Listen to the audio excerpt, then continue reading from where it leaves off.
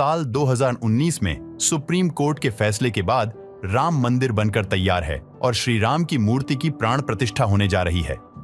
इस मौके पर हम उस इतिहास के बारे में जान लेते हैं जिसने आज के राम मंदिर के स्वरूप की नींव रखी। अयोध्या नगरी कितनी पुरानी है, क्या आपको इसका अंदाजा है?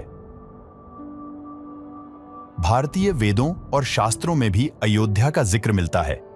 अथर्ववेद में भी इस नगरी का साक्ष्य मिलता है। हमारी मान्यताओं में अयोध्या नगरी हमेशा से ही श्री राम की जन्मभूमि रही है।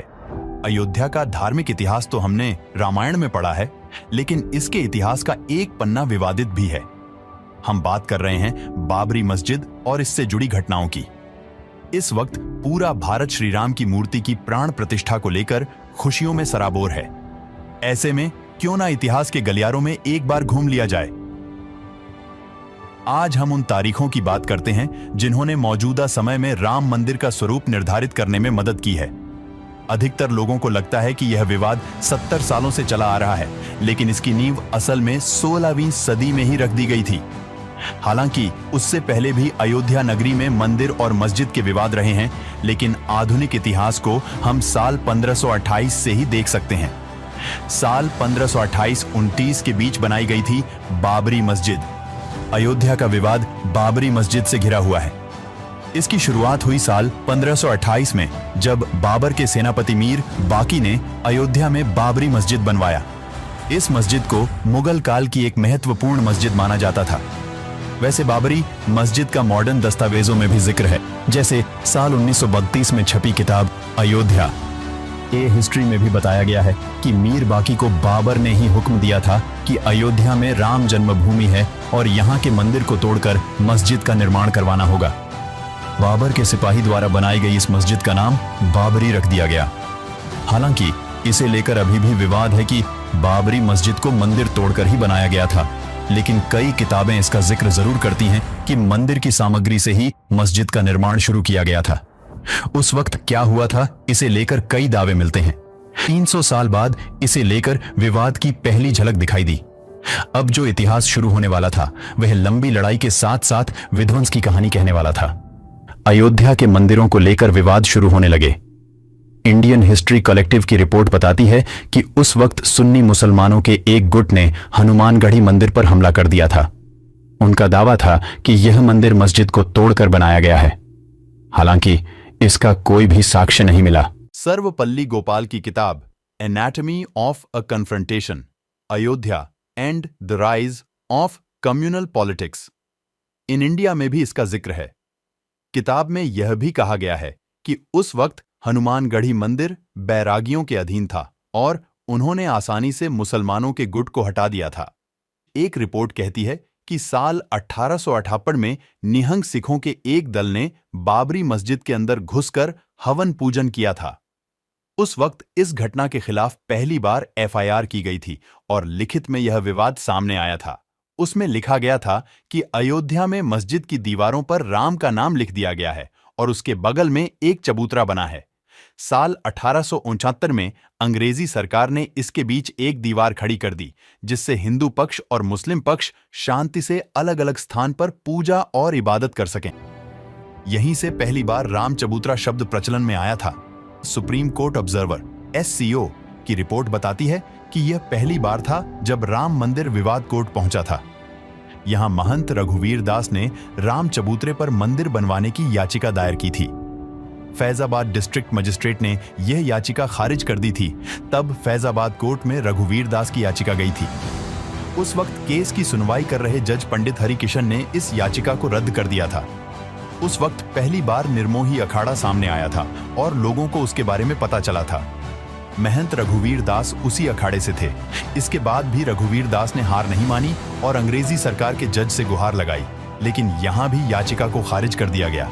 यह मामला यहीं दब गया और अगले 48 सालों तक मामला ठंडे बस्ते में रहा और छुट-फुट शांतिपूर्ण विरोध होते रहे।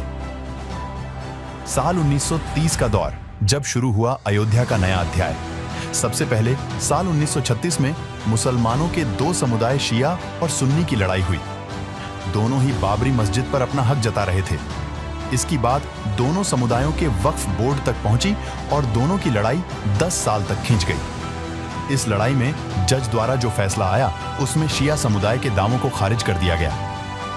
मॉडर्न समय में जब भी अयोध्या की बात होती है तो उसमें राजनीति शब्द जरूर सामने आता है। हालांकि इसकी शुरुआत बंटवारे के बाद ही हुई। पाकिस्तान का वजूद बना और अयोध्या में अब हिंदू महासभा का हस्तक्षेप सामने आया। कृष्णा झा और धीरेन्द्र के झा की किताब अयोध्या द डार्क नाइट सहित कई किताबें इस बारे में कहती हैं कि 1947 का अंत होते होते हिंदू महासभा द्वारा एक मीटिंग रखी गई थी जिसमें बाबरी मस्जिद पर कब्जे की बात कही गई थी। इसके बाद के चुनावों में पहली बार कांग्रेस पार्टी ने राम मंदिर को मुद्दा बनाया था। कांग्रेस के इस मुद्दे के बाद कोई और पार्टी कहीं टिक नहीं पाई और फैजाबाद में भी कांग्रेस जीत गई। अब तक हालात काफी खराब हो चुके थे। गाहे बगाहे खबरें आती रहीं कि हिंदू पक्ष ने बाबरी मस्जिद पर कब्जा कर लिया है, लेकिन तब तक ऐसा नहीं हुआ था। वहां के हालात को सुधारने के लिए कानूनी मदद ली गई, लेकिन साल 1939 की एक रात वहां राम मूर्ति मिलने का दावा किया गया। इस घटना के बाद हालात इतने गंभीर हो गए कि तत्कालीन प्रधानमंत्री जवाहरलाल नेहरू ने संज्ञान लिया। महज 6 दिनों के अंदर ही बाबरी मस्जिद पर ताला लगा दिया गया। उस वक्त हिंदू पक्ष ने दावा किया था कि राम लल्ला की मूर्ति अपने आप वहां प्रकट हुई है, लेकिन इस दावे को खारिज कर दिया गया। साल 1950 में एक बार फिर से किया गया केस। 2 अलग अलग केस फैजाबाद कोर्ट में दाखिल किए गए और हिंदू पक्ष ने राम लल्ला की पूजा की आज्ञा मांगी। हालांकि कोर्ट ने इजाजत तो दे दी, लेकिन अंदरूनी गेट को बंद ही रखा गया। साल 1959 में निर्मोही अखाड़े ने एक तीसरा लॉसूट फाइल किया, जिसमें उन्होंने बाबरी मस्जिद की जमीन पर अधिकार मांगा।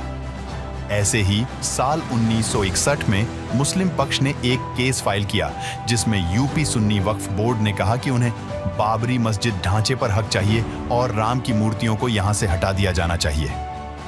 साल 1984 से एक बार फिर से गरमाया राम जन्मभूमि का विवाद।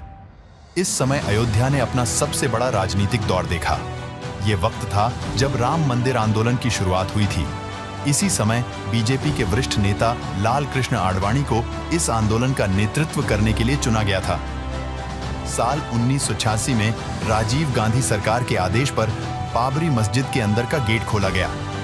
दरअसल उस वक्त लॉयर यूसी पांडे ने फैजाबाद सेशन कोर्ट में याचिका दायर की थी कि फैजाबाद सिटी एडमिनिस्ट्रेशन ने इसका गेट बंद करने का फैसला सुनाया था, इसलिए इसे खोला जाना चाहिए।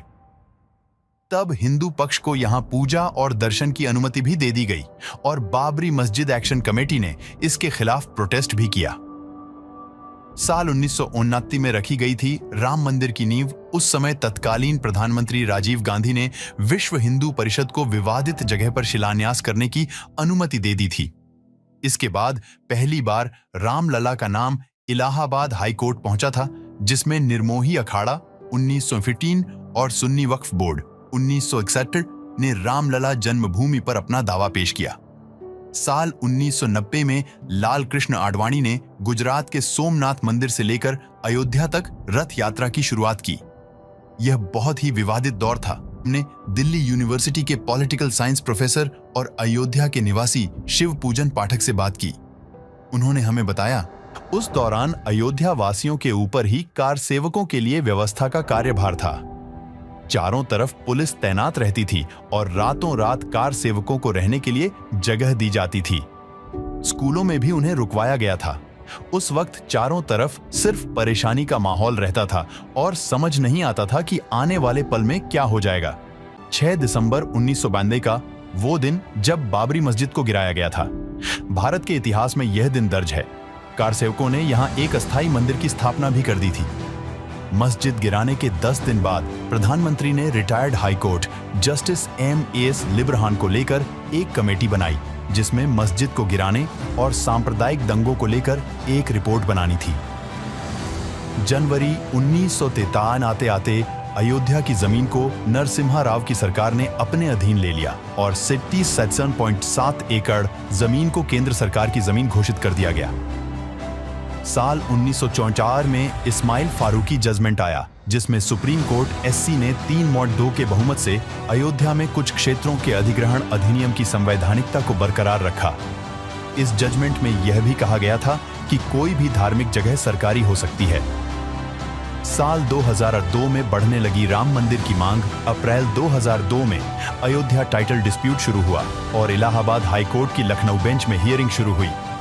अगस्त 2003 में ASI archaeological survey of India ने मस्जिद वाली जगह पर खुदाई शुरू की और यह दावा किया कि इसके नीचे 10वीं सदी के मंदिर के साक्ष्य मिले हैं। साल 2009 में अपने गठन के 17 सालों बाद लिब्राहन कमीशन ने रिपोर्ट सबमिट की। हालांकि इस रिपोर्ट में क्या था वह सामने नहीं आया।